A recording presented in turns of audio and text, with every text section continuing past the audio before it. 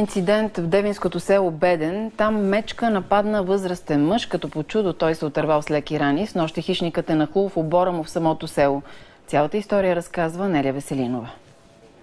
Още ужасен казва, че снощи чул кучето да лае ожесточено. Отишъл до обора с козите си, където заварил счупена врата и разгневена мечка в кошарата. Както си седях снощи и си играех League of Legends Ranked Game от Silver за Gold и съм Катарина Support без Support Item, всеки ще ви каже, че това е най-ОП комбото, което му е направил ГГС. И изведнъж отзад мене се чу някакъв много силен тътен, дето също се чува и на Джуманджи. И за един момент си помислих, че това съм в играта. Направо се изстрелях от вкъщи, както съм по боксерки е така. И се затичах към обора с козите, понеже там нещо ставаше страшен, въргал се чуваше отвътре. Royal Rumble направо на кралско меле. Влизам, затварям вратата и в същия момент срещу мен се озовава една бяла полярна, голяма 400 кг мечка.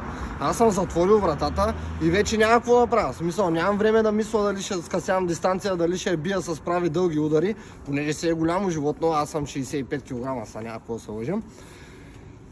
Засилих се към нея и започнах с леки удари тип Коврат Пулев. Ама мечката нищо не усещаше първите няколко, може би 10 на 15 минути, които бяха. Мечката изправи се на два крака, все едно се беше разгневила, не знам пингвини ли яде, какво яде там такова, ма си помислих, че този път свършено е с мене. Застанах и на гард, защото понеже съм гледал Хабиб Нурмагомедов как се бори с мечките там да ги стане напред-назад. Застанах и на гард, започнахме да си разменяме удари, тя ми би лява лапа, аз си бия десна удар, лява лапа, десен удар и така, може би 2-3 минути, докато не паднах на земята и мечката вече не дойде с лакти.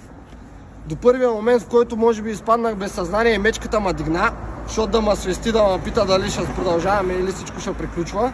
Успях лекичко да се оскубна и влязох във ъгъла като малко момиченце. Сега вардех се ляво-дясно, мечката продължаваше, докато не ме захапа за ръката. В момента, в който ме захапа за ръката, аз си ударих два мощни, много бързи токата. Минути както се биехме, я налагах и успях да се отскубна. С няколко лапи и тук ме раздра, ако трябва искате ще тръгна да ви показвам. Не, добре, разбрах, нищо няма да показвам. И докато успях да се оскубна, успях да изляза, да залоста вратата, да затисна с рамо и да държа. Обаче мечката отпреде напираше и аз горе-долу сега не можах да удържа, докато не излезе отвън. В момента, в който излезе отвън, аз се почувствах като Леголас, точно преди двете кули битката с орките, с няколко камъка отдолу. Метнах и направо ви казвам, мечката се зашемети. В този момент успях да се измъкна, да дотичам до нас, да довърша лигата, защото през това време от 6-0 бях станал 6-1 и от ГГС бяхме превърнали на Форт Фейт почти. В момента, в който успяхме всичко това, цялото нещо да се разделичи, успях да хвана едно от малките козленца, където е около 20-25 кг козленце.